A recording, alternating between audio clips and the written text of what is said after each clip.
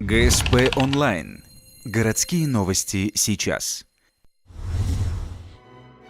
Четверг, 15:00, Ухтинское отделение ЗАГСа.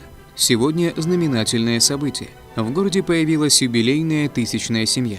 Молодожены Александр Ерофеевский и Елена Третьякова. Вместе они уже давно. Однако официально оформить свои отношения решили только полгода назад. День выбран не случайно. Сегодня исполняется ровно 3 года их союзу. Мы познакомились у меня на работе, я работаю дизайнером в газете «Палитра города».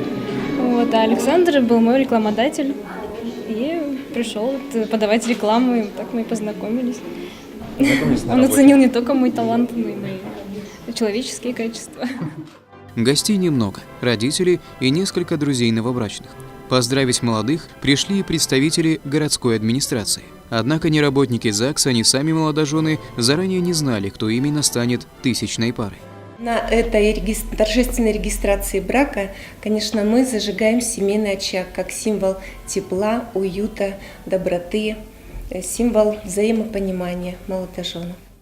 После торжественной части бракосочетания молодоженам преподнесли подарки. От представителей городадминистрации новобрачные получили кофеварку, а от сети ювелирных магазинов – подкову.